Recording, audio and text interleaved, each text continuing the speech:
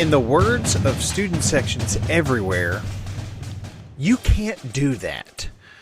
Alabama, I'm talking to you. This is the Third Saturday in October podcast, your SEC water cooler podcast for the rest of us. Find us online at thirdsaturdayiNoctober.com, on social media at TSIO pod. If you want to support the show, share it with a friend, or find us on Venmo at TSIO pod, or find us at buymeacoffee.com/TSIO pod. I am Bradley, here with maybe a bitter Jared. How are you, sir?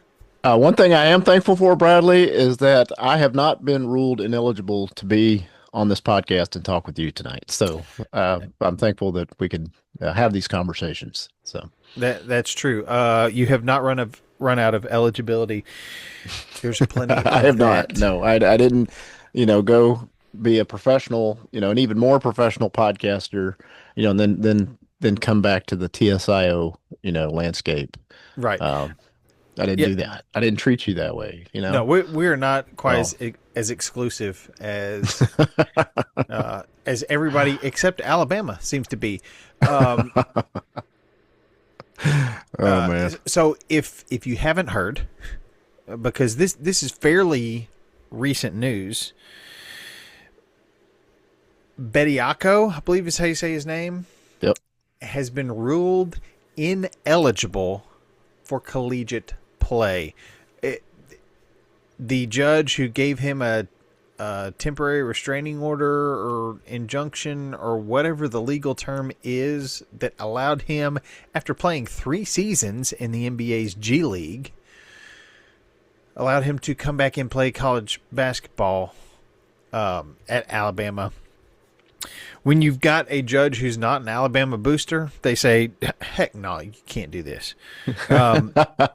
Funny how that works.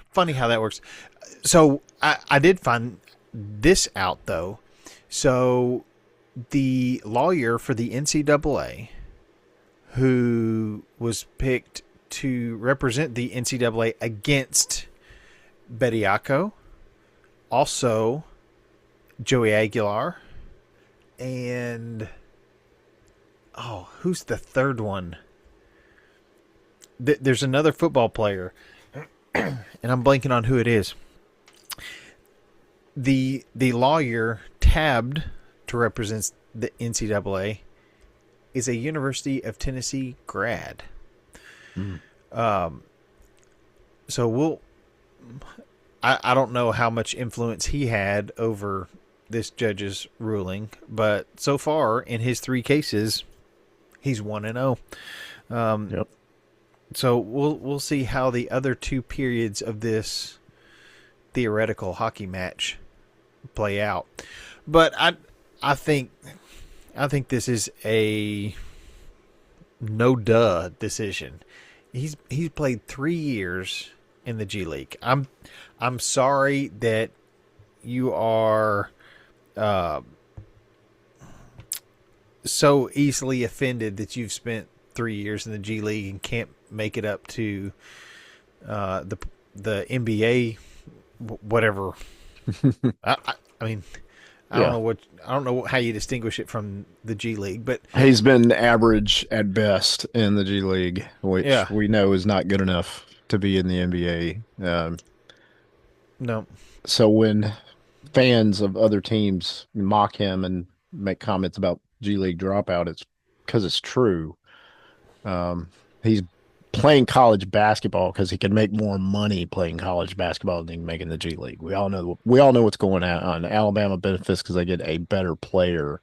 Yeah, it's a bunch of garbage. So, no disrespect to him. I'm sure he's a nice guy. I'm sure he's a good person. Yeah. I'm sure he means well.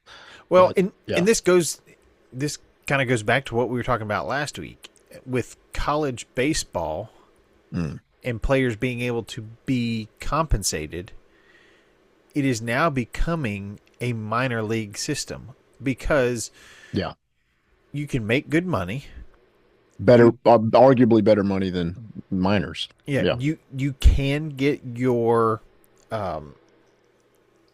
you can get your room and board and food, insurance, all that taken care of. Whereas in the minor leagues, you're making $25,000 a year, driving a beat up old car, having a room with three other guys. It's tough. Let's play what if, Bradley. Let's Yeah. say in baseball, let's say this season, uh, we had Alabama go out and just say, you know what, we're gonna revamp our baseball team. We're just gonna go get a bunch of minor league guys, and these guys are already playing in the minor leagues. They just recruit all these minor league guys and bring them, back to college. And now all of a sudden they have this unstoppable team, you know, Yeah. like that. I mean, that's extreme. And we're all like, well, of course that's not going to happen. Well, that's kind of what college basketball is allowing or kind of, so That's what it's, Alabama tried to do. Yeah. where does this stop? Okay, if you can do it for basketball, can you not do it for another a sport like baseball? Yeah. Can Alabama just go recruit a bunch of minor league AAA guys, that can make more money in college and all of a sudden, beat the pants off everybody? I Yeah. mean, if we don't figure this out, that seems logical. That seems where this like an option where this could end up going. Yeah.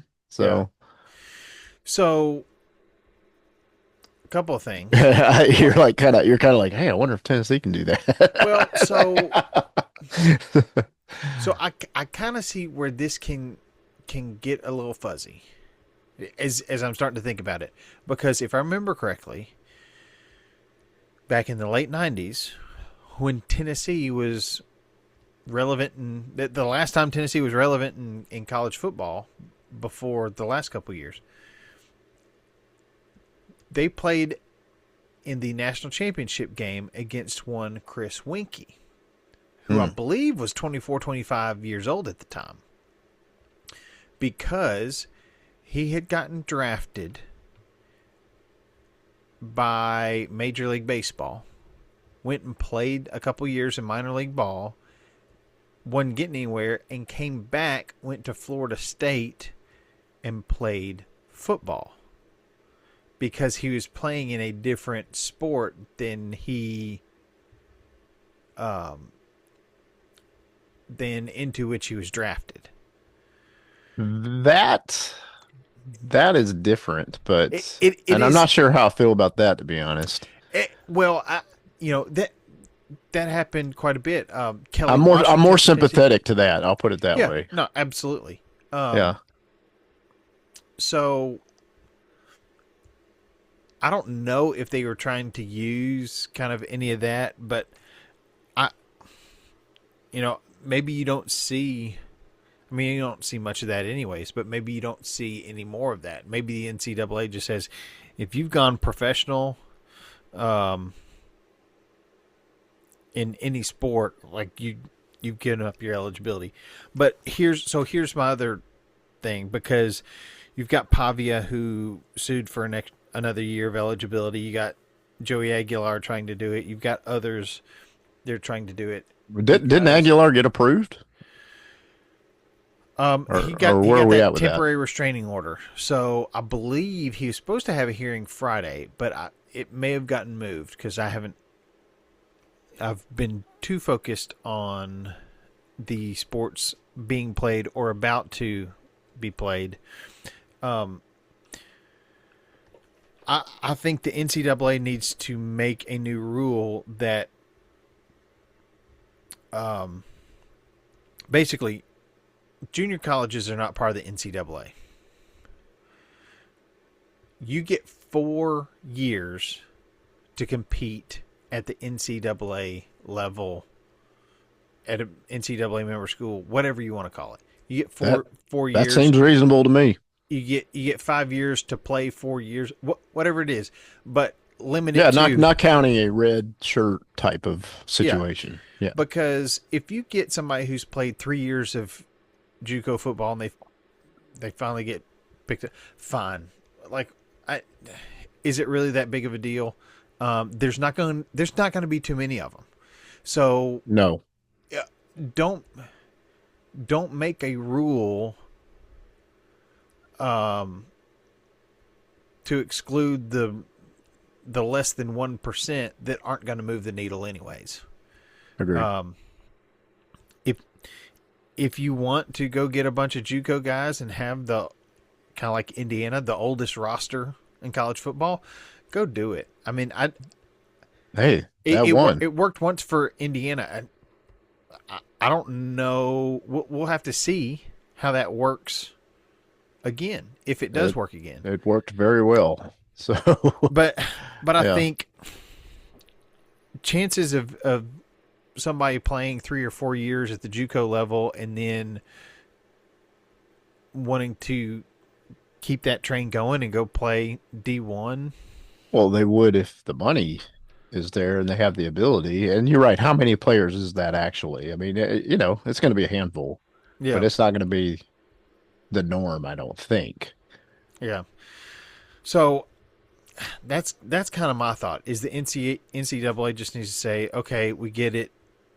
You can play 4 years in our league, and then Well, the NCAA pretty much has said that, haven't they? yeah, I mean, by them, So what's happening now is it just like, well, I don't like what you said, and I don't agree with it, so I'm gonna yeah, go. I think they just need to make it official because right now the only way you can do that is if you're Pavia or Aguilar and you lawyer up and go after them. I don't know. I mean, I don't think it's going to be that big of a deal for most of these players. I mean, I think Pavia's situation's unique because I'm pretty sure he's exhausted his eligibility. yeah. So Oh, well, so for last year though, I for yeah, this, I don't understand what his argument would be yeah, that would make it other than the fact he can earn more money in college, which that can't, in my opinion, be a factor in this. right. So So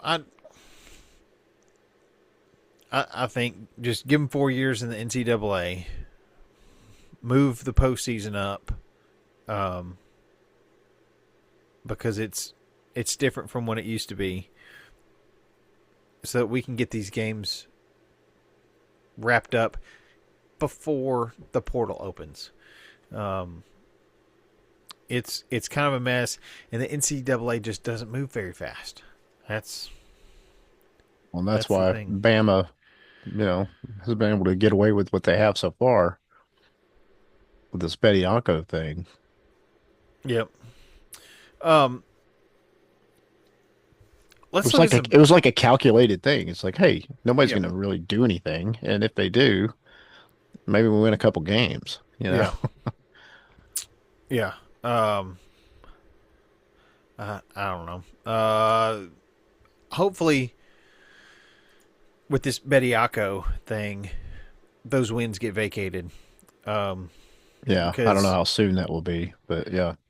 because it, yeah, I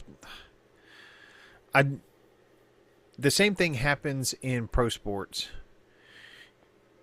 You get suspended for X number of games. You file an appeal, and you get to play those games. It's like I don't know. I don't. I'm not a big fan of it. Yeah, I'm with you. But let's look at some of these basketball games. So here's where we stand in the SEC with ranked teams. Your highest ranked team is still Vanderbilt at 14, 15, depending on what poll. Florida at 16, Alabama at 17. Hopefully Alabama drops like a rock. Arkansas at 20, Georgia creeping back in at 21 or 22. Tennessee falling out, Kentucky getting votes. A&M getting a couple of votes. What's interesting, Iowa State dropped 7 spots. So a lot of people moved up. in the top 10, just outside the SEC. So, what did basketball look like this last week? Well, Texas beat South Carolina. Tennessee beat Ole Miss. Tennessee just hammered Ole Miss. I guess I felt kind of good going into the Kentucky game, but I shouldn't have. Because Kentucky beat Oklahoma by 16 or so. Alabama squeaks out a win over A&M. Those were all your midweek games. Most teams had the midweek game off this week. Then Vanderbilt loses yet again to Oklahoma. And I believe this was in Nashville. I don't know. I honestly don't know what's happening with Vanderbilt. Florida beat A&M. Arkansas beat Mississippi State. Kentucky beat Tennessee. With Tennessee losing and Arkansas winning, I believe this puts Calipari now one game ahead of Barnes for most wins by an active D1 coach. Missouri beat South Carolina. Texas beat Ole Miss. Alabama squeaks one out against Auburn. And Georgia beats LSU.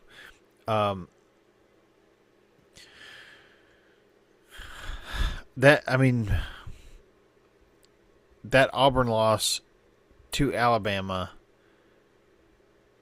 Bediako having, 10 points? That's kind of what he's been averaging over 5 games. And,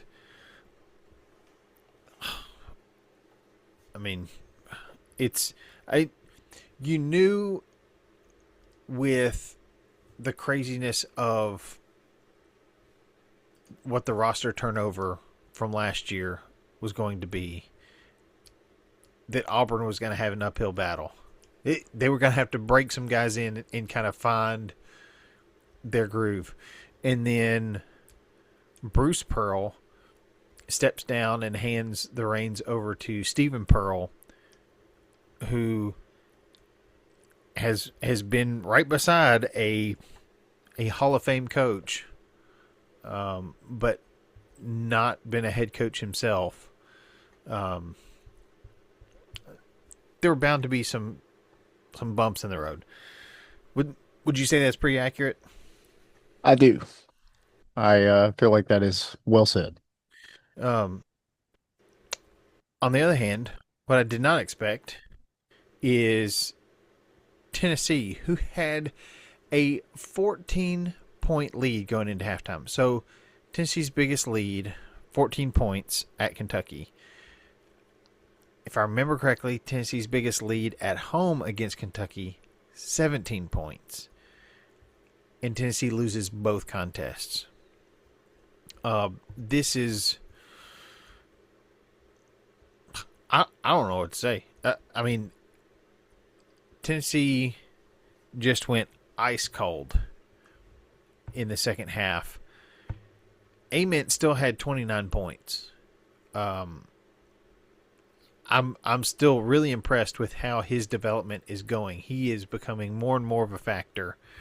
Can make shots from all over the floor, but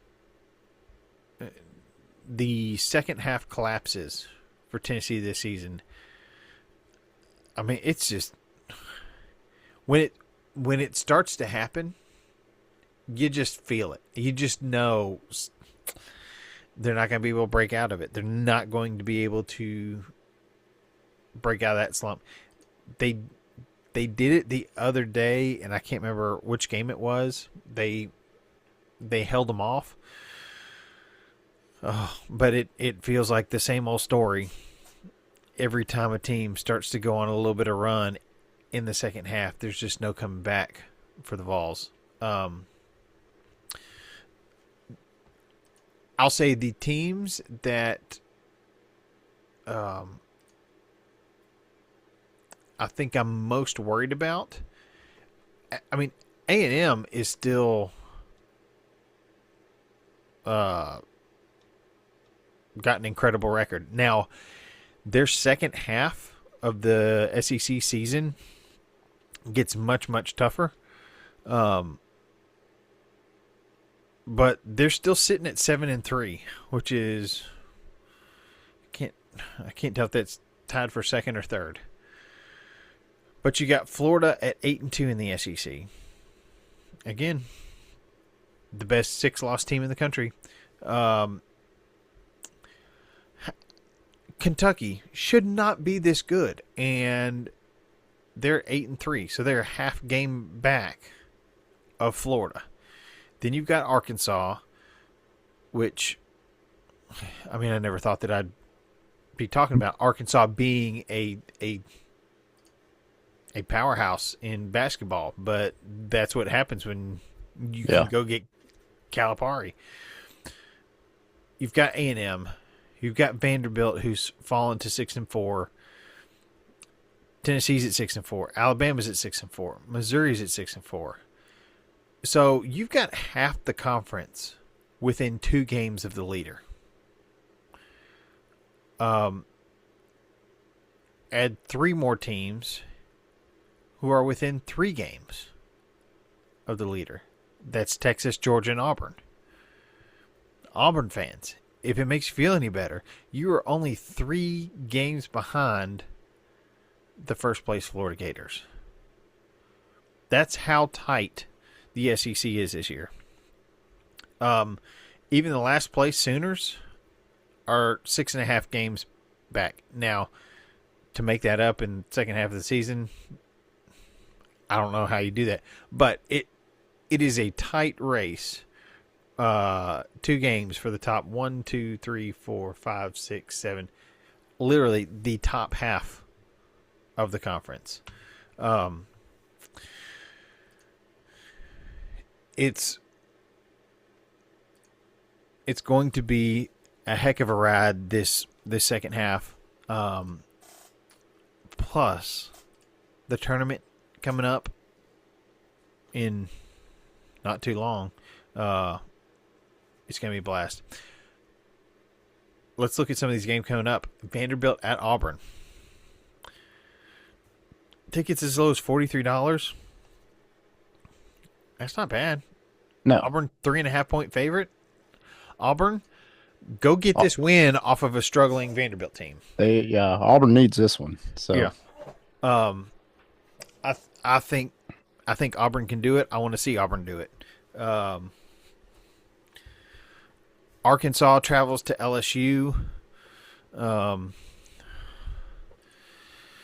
If I've ever cheered for LSU, it may be now. Florida.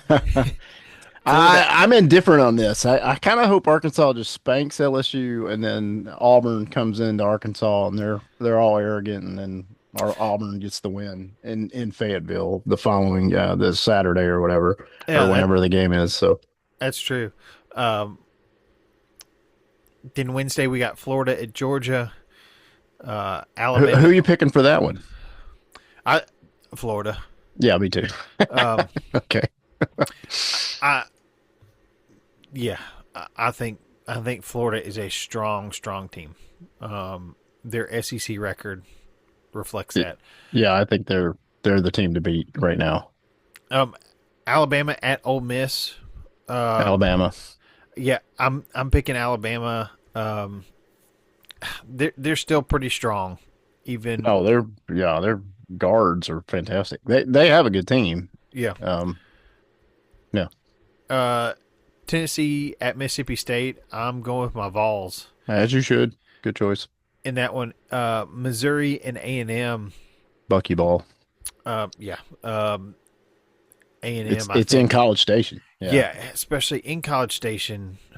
I think. Yeah, they're going to win that one. Then A&M goes to Vanderbilt.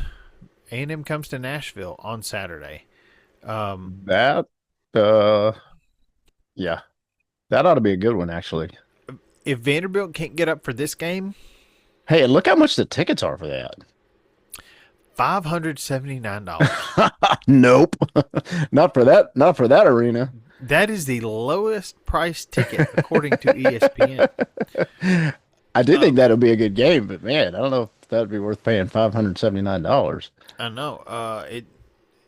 I believe it's supposed to be. Well, maybe it's just going to be in the 50s. But Memorial Gym, which has no air conditioning. Yeah, it's gonna be chilly in there. Kentucky at Florida. This is going to be a good game. Yeah, and this one's not exactly a cheap ticket either. No, So uh, you're going to be spending close to $200 just to get in the door. I do think that Florida wins this. I do. I do. Um, Yep.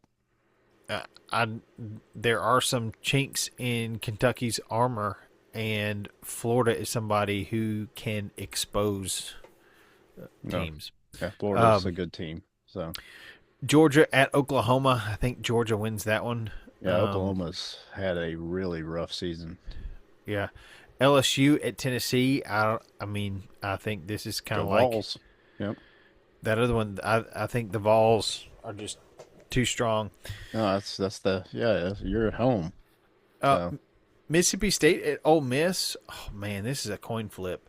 I, yeah, I I'm picking Ole Miss in this one because they've yeah, taken a beating the last several games. So I think I've got to go with the home team there, and the Rebels. Auburn goes to Arkansas.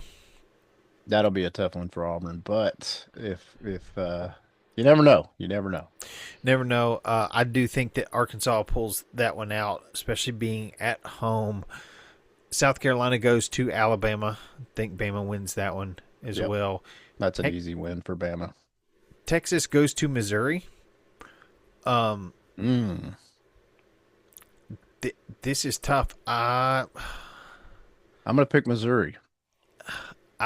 I'm thinking Texas. I don't Okay. know why. Well, it is at Missouri, so I'm kind of giving them the hometown edge, but I could be wrong. Maybe Texas has a fire lit under them. You know, the season's dwindling down, and it's time to put up Yeah, your A game. So you got to make a push. So we will yeah, see. That's kind of how I feel things playing out, which is not too different from what you said, with the exception of you going with Missouri over Texas. well, a number of these games, a number of these teams have already played each other once this season. So True. this is also kind of like, you know, all right, you got us this game. We're going to give you our best effort this time. We don't want to lose to you twice. So what role will that play, if any? You know, that psychological, with it, well, you know, when the season's winding down, you know, postseason's on the line. You may or may not have beaten this team already. Yep. So yeah, lots of good storylines there. Yeah. And you've got your spring sports kicking off. Literally, yeah. If Here in a handful of days, we're going yeah, to see some Tennessee baseball, yep. Tennessee baseball opening with a series against Nichols. which I believe is in Louisiana. Is it? Beats I don't me. even. I've got think it is, I've but got I might not be cousins right. named Nichols, Hmm. but I don't think there's any correlation. I should have had this pulled up before, but I'm trying to find the SEC's opening weekend schedule. I mean, it's kind of like football. A lot of the week one games, opening weekend games, it's as much of a guaranteed win as you can get. But I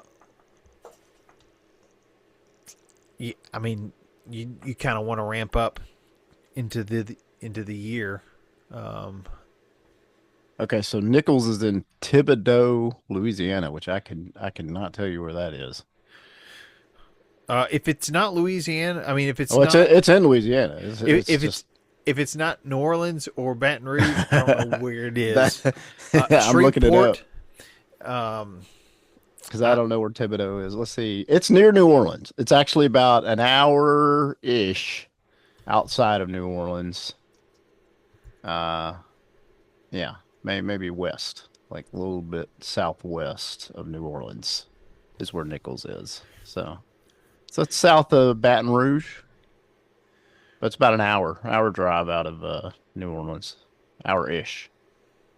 So, So I think we were outside Baton Rouge.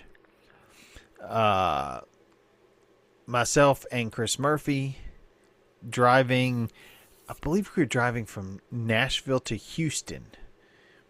And we were trying to figure out which way to go, and the better route seemed to be going I-10, through right, Louisiana. 65 down to I-10. Yeah.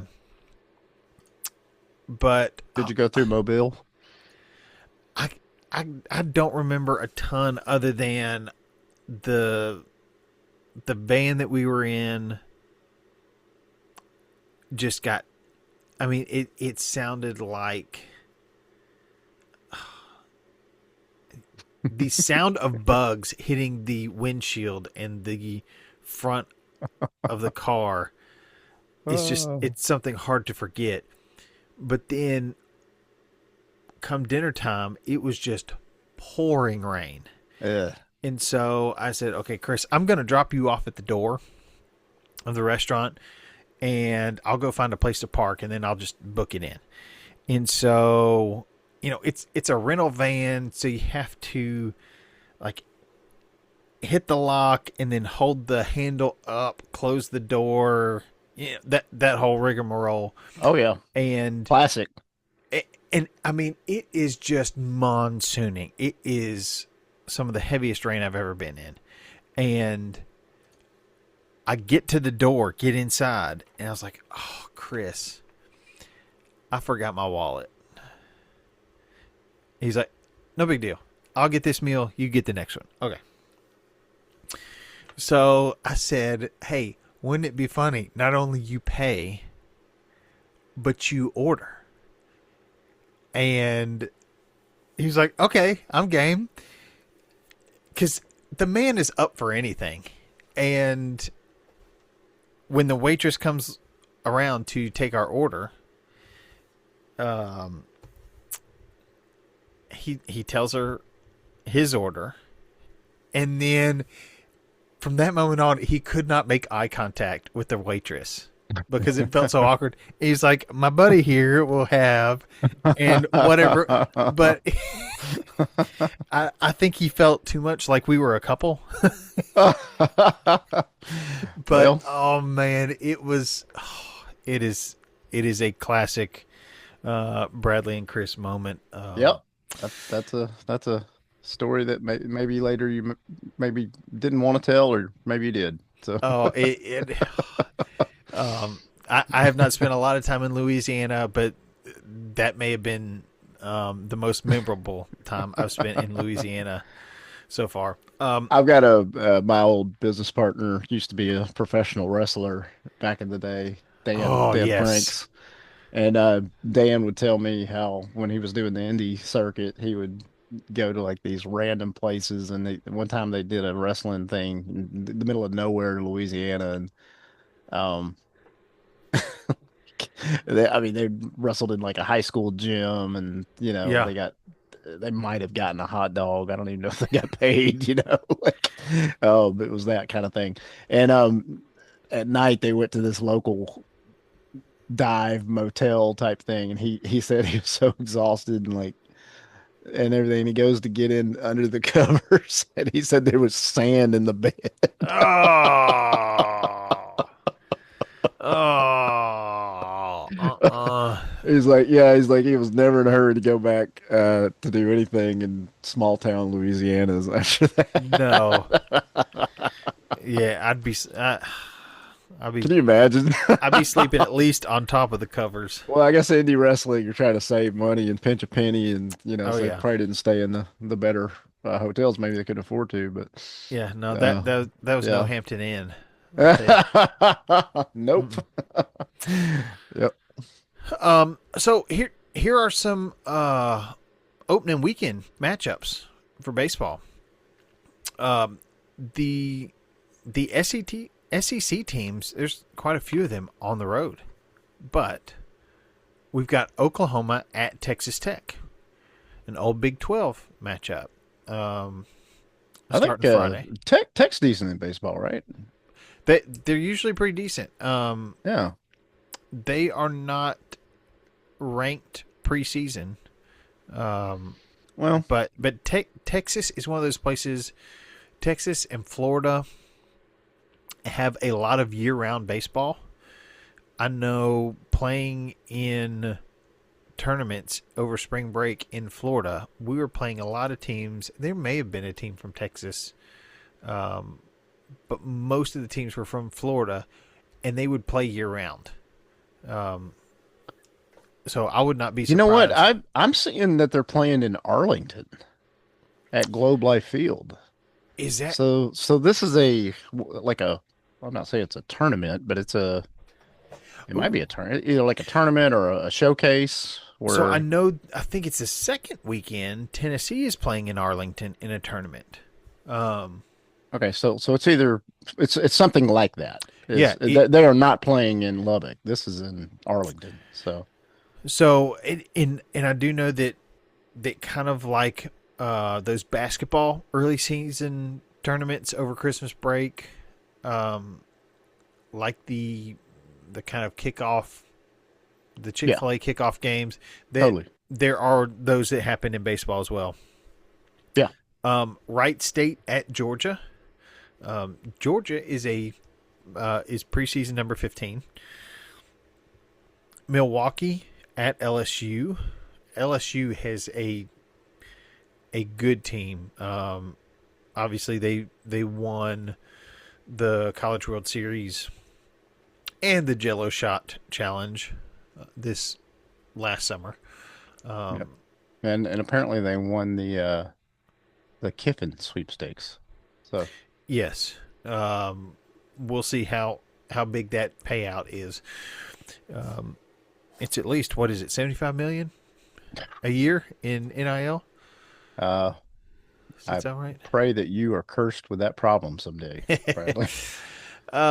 Number 18 Kentucky against UNC Greensboro. This should be a heck of a matchup. You know what? That game is actually in North Carolina. That is not in Lexington. So I don't know. Could be a little bit of an interesting road game there for the Wildcats.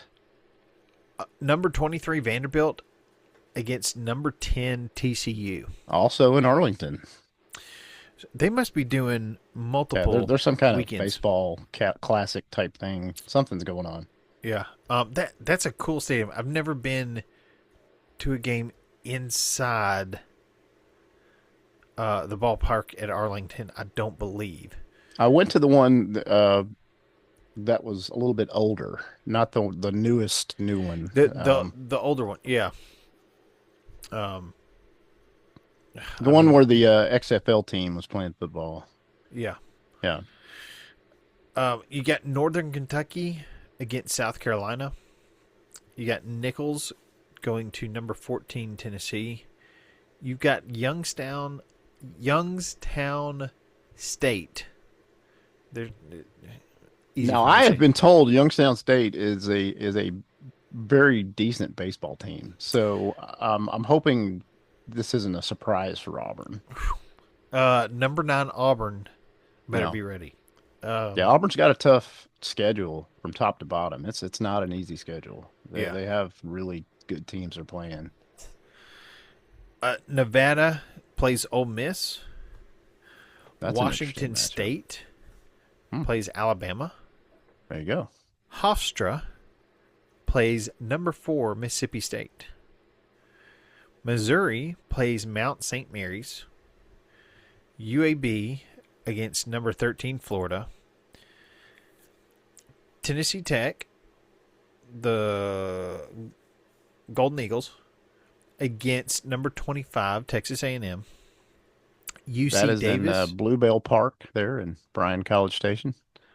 Did I tell you that at Baylor, they have a cafeteria that has an all-you-can-eat Bluebell bar? Man. Now, if you get I don't know why. I don't know how you left. You probably should have never left. That I think my health Between So, that and the sunburns, is that oh, what you? yeah, man. When I'm sunburned, I know I'm going to the all-you-can-eat, Bluebell Yeah, bar. yeah, So and I'm not eating any of the ice cream. I'm just rubbing it on my you're just chest. gonna bathe in it. Yeah, Um, we're out of aloe, but we've got plenty of bluebell. yeah, Lather yeah. me up. No, Cookies and cream.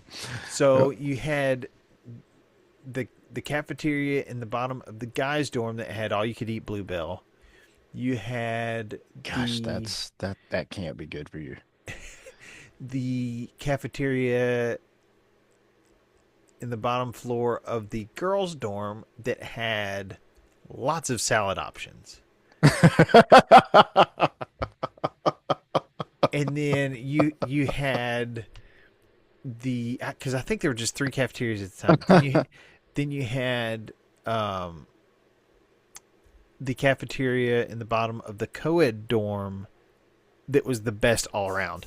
But it was I think that one was furthest from me.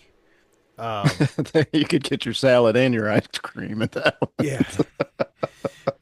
The other two were closer, and so especially if it was raining, it's like I'm not walking all the way over there. one. Um, I see that, not that we're getting out of the SEC baseball topic, but I see that your Belmont Bruins will be playing Samford in Birmingham. it, so my Belmont Bruins had Belmont University, Baylor University, same initials, BU. Um, Baylor actually, I guess, sued or cease and desisted Belmont for the way the BU was interlocking on the baseball caps. Really? It's like your colors are different. It's, Yeah. I That mean, seems a little petty, but what do I know? to me, it was very petty. Hmm. Uh, it's like mom and dad can't get along. Come on, Yeah. guys. Just call me Tom because I'm gonna be petty. That was bad. By the way, if you're ever in Nashville and you can go see the Petty Junkies, they are a Ah, fantastic Tom is that Petty a cover band. I would love to. That sounds Um, like a an easy yes for me. let's see. Uh, Several um, studio musicians, um, some road musicians, but just some guys who are obviously very good at their craft. Um, they often play Third and Lindsley, which is a fantastic venue.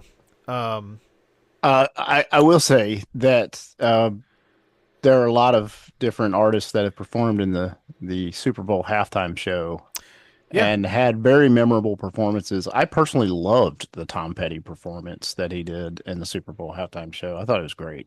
yeah, I would, plenty of people would say, "Oh, it's not one of the better ones," but for me, it was. yeah. Um,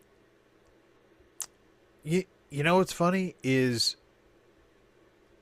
no matter who you get for the halftime show, somebody's not gonna be happy. I mean, just it doesn't matter what year, who the artist is, uh, and I just yeah, I loved the first one that I remember paying attention to was U2 after September 11th. Um, so I guess that was Super Bowl in 2020. I mean, 2002 after the 2001 season. Hmm. Um, so I'm a big U2 fan, but just uh, I mean that was great. I thought uh, was it the Who was okay. Um, the Rolling Stones. I mean, Michael Jackson was fantastic. No, Prince. When it rained in Prince, Miami, and I mean that was super memorable. So, he's a true entertainer. Um, I mean, remember he was singing Purple Rain. It was raining, they had all the purple lights. It was just like yeah, yeah, unforgettable. It was really a moment. Yeah. Uh, the one this weekend with Bad Bunny, they had people inside those grasses. Yeah, that was different. I, I I saw a post from somebody who actually got to be one of those. They say, "Can I put this on my resume?" I think they're from Memphis, but um, That can help you with the job market in Memphis, I think. Maybe. you can go undercover Yeah. as Yeah. grasses.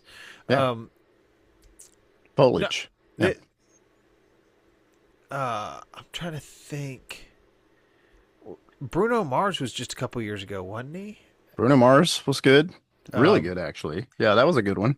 it's like if you can, and there are a bunch that I'm not a fan of the music, but they like the entertainment value is there if you just kind of let yourself enjoy it.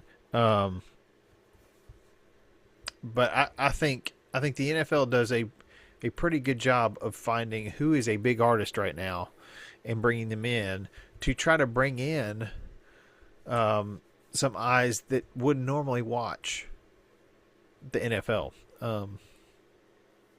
So Well, regardless of, the different perspectives, that halftime show was talked about. So I yeah, guess if they say any publicity is good publicity, then they sure it got it. certainly got talked about. Yeah. So yeah. I unfortunately did not get to watch more than 3 seconds of it, and I haven't had the chance to go back and watch it, simply because Well, yeah, if you speak Spanish, I think you enjoy it a little bit more. If you don't, then you might still enjoy aspects of it, but yeah, you know, it is what it is. yeah. I mean, I still enjoy the Macarena and uh, That's true. Gangnam Style, Yeah. and I don't understand a single word that's being said there. I think in Gangnam Style, I recognize beautiful, No, beautiful. I I haven't Yeah, it's like, listened to it okay. enough. I have tried to avoid it. But You haven't been to enough parties, man. when halftime happens, when you're trying to give your 6-year-old a haircut, uh, get both Oh, you were kids. giving haircuts during the Super Bowl. That's interesting. Did Well, did you do a Super Bowl cut? uh, Because that could have been a specialty. no, it was. We just kind of buzzed right through it. It was a Fair enough. super buzz cut, but gave him a haircut. Had to clean the mess in the bathroom up, then get them in the tub Hmm. and ready for bed. So by the time I got to where I could watch it again, it was the second half again already. So, and by the Can time I that I could actually watch it, it was not much of a game. may I change the topic just very briefly Sure. here? Yeah. So we did get some college football news this weekend, not SEC related, but I did think it was fascinating. North Dakota State is joining the Mountain West Conference this coming season. That's The a big jump. Bisons. That's they've won, I want to say like 11 out of the last 15 FCS championships. So obviously they punch above their weight when they play, you know, Yeah. bigger schools. And they are now going to be in the Mountain West. And they paid, I want to say, 12 million and then plus 5 million to the NCAA. I think they paid 10 or 12 million to the Mountain West. And they're not eligible, I think, for a Mountain West championship the first two seasons. Um, I don't know That's just about any dumb. Like, playoff eligibility. I don't know the details on all of that, but that's what I thought I read, and I might be wrong. But that being said, I know for sure they are joining the Mountain West, and they will start in fall of 2026. So that to me instantly makes the Mountain West a more interesting oh, football conference. definitely. Um, Uh, yeah. So I'm happy for the Mountain West, and I do think North Dakota State could probably hang with most of those schools. Um, I don't think there's that big of a fall off between, Wyoming and North Dakota State. I mean, So NDSU just has a history of winning, and I find it No, that's a good so. program. Yeah. But Carson Wentz, they've had a few pro players, notable pro players, and yeah, I mean they're not like a scrub. No. Like they're really good. So Well, now, how does that translate in FBS? You know, do they eventually find their way to the playoff? Maybe, yeah. maybe. Um, I mean, I Indiana, got there. So if North Dakota yeah. State can, play just good old North Dakota State winning football, maybe they have a shot. Well, what I find a little ridiculous is that they cannot compete for a championship those first 2 years. I don't know the full details on that, so don't quote me on that. But I do think there is some stipulation where they can't win, they cannot play in a Mountain West championship game the first 2 years. So, And I don't know why that is, to be honest. Because if you pay all that money, you'd think that, you know, that would be an option, but apparently it's not. what was it? So, James Madison a couple years ago. It was their second year in a group of five conference. And it's a similar kind of thing. It's like, could they go to the playoffs? Like they were they it was. I feel like it was a possibility for a playoffs, or maybe it was a bowl game, but they were ineligible because of how new they were to the conference. I'm like, that's not their fault that they moved up a class and they're still beating people. yeah, It, whatever James Madison had to go through, North Dakota State's going through a version of maybe the exact same thing. yeah. So I'm doing a Grok search on this. It says North Dakota State will not be eligible to compete for a Mountain West Conference championship in 2026. They're joining as a football only member effective July 1st. They'll be playing a full conference schedule in 2026. Okay, as part of the NCAA standard 2-year reclassification transition period for programs moving from FCS to FBS, North Dakota State will not be eligible for the Mountain West Football Championship game or postseason play like bowls or college football playoff until 2028. So until 2028, they can't even play in a bowl game. And And that's they just certainly dumb. can't compete for a Mountain West Championship. So you could be undefeated, and that's it. Yeah, and I don't know how likely that is, but they could. in what like one of Actually, I the think that's very likely in the Mountain West. They could win the Mountain West. in what I don't like is if you can't go to a bowl game, you can't have any postseason play. Well, and That you'd lost I guess your main rivalry, right? Uh, South Dakota State, yeah. the Jackrabbits. I'm assuming that's their rival. Um, I don't know if So they're still so going to they're schedule those teams. so they're Maybe they do. so they're paying double digit millions of dollars to make this jump. So there's obviously some significant financial incentive that Yeah, makes that worth whatever. but you can make a lot of that back if you've got any postseason play, whether that's a Well, championship game or a bowl game, and they're basically saying, no, we're going to make sure you really have to pay for it. okay, so if I'm North Dakota State and I can't compete postseason, I'm scheduling Hawaii 2 years straight, and I'm gonna let all my fans go out to Hawaii. Yeah, They're in the Mountain West with Hawaii, so just make that your last game. yeah, Um, Play them both times out in Hawaii and just let all your fans treat it like a bowl. yeah, That's what I would do. yeah. I mean that's not a bad idea. Um, but the only thing I'm seeing for the school though is you go to a bowl game and you're making money off that bowl, Yeah. Well, and that can go a long way, especially for a smaller school like North Dakota State. or you could just have your own bowl and just invite a team. Vanderbilt, Hey, invite a Vanderbilt wants to play Vanderbilt. an extra game. Yeah, yeah. Okay, so that's a good example. So Vanderbilt this season would have tried to play BYU or whoever it was if they could have figured that out. what's stopping North Dakota State from saying, "Hey, let's just play like in soccer they have a friendly. Let's Yeah, let's have a friendly.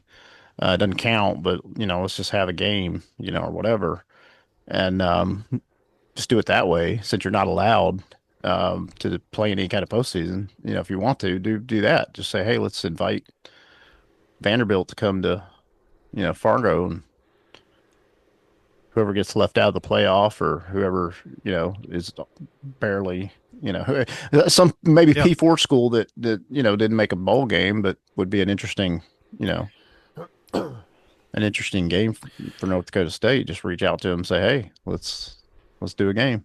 absolutely. I mean, I think it could be. Maybe you could see that these 2 years. Although I think it's more likely they just do the Hawaii thing, but who knows? Or they do nothing. Yeah, no, I think that Hawaii idea is a great idea. That's what I would do. Especially for a team like North Dakota State when there is probably already quite a bit of snow. I'm trying to remember. I went to Yeah, just let your fans fly out to Hawaii and I go went to to. North Dakota for the first time this fall. A little place called Dickinson. What were you doing up there? So there's a large cabinet manufacturer Ah, up there. And for those who don't know, I work in construction. We supply a lot of cabinets to schools and hospitals. And and your company may or may not have had something to do with the baseball seats in the stadium for University of Tennessee. yes, we're getting those. If they're not done, we're getting those finished up now. But we've also, I mean, we've worked on the boxes at Neyland Stadium.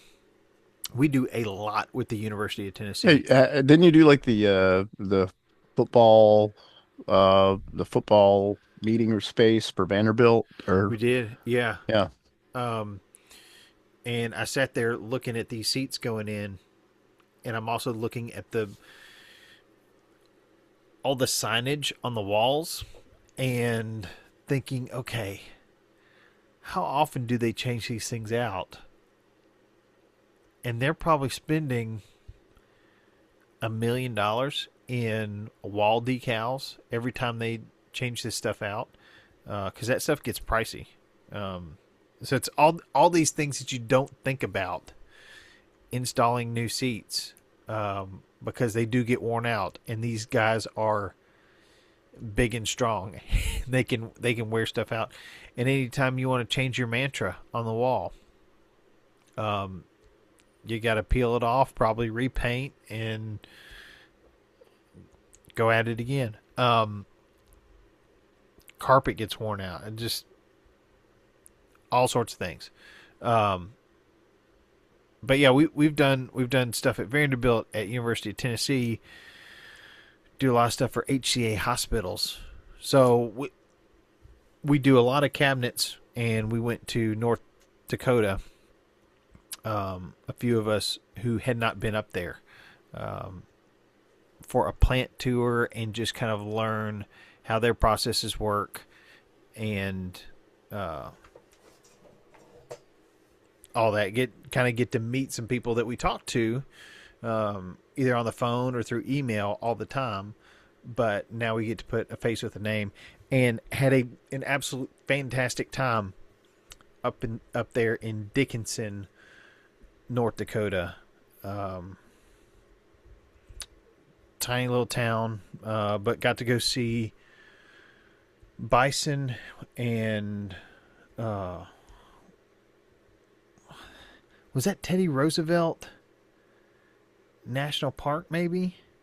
But let's just go with that. But it was it was a great time. I loved it. So, Beautiful. Jared, quite a few things going on. But basketball season, there's a lot to figure out in the last few weeks. And it's almost time for opening day. MLB, if you're an MLB fan, pitchers and catchers have reported Believe everybody's either reporting the 9th or 10th, so everybody should have reported by now. That season's about to get geared up. Personally, I can't wait for warmer weather. Partly because of baseball, partly because I'm tired of snow and ice. Amen. But, maybe I just need to come visit you in Florida. Well, in South Florida, we did have a little bit of a cold snap. So it was nothing like what you went through, though. No ice? No ice and no trees exploding. No loss of power. So, but it did get a little chilly. I know. You have to break out your jacket. Yeah, I had to put on socks. It was wild. So, yep. Oh, well, you can find us online at thirdsaturdaynoctober.com, on social media at TSIO Pod, where you can find clips of this show every week.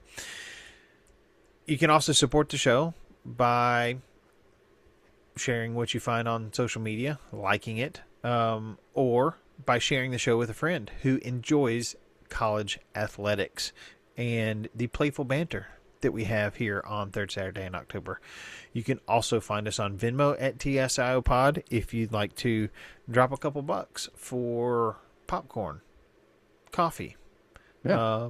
Or for Bradley and I to enjoy a, North Dakota State football game. Yes. And coats so that we can actually enjoy the game. Or you can find us at buymeacoffee.com/TSIO Pod. I'm Bradley, reminding you that kids do come in all sizes. They do. Heroes come in all sizes and roll balls.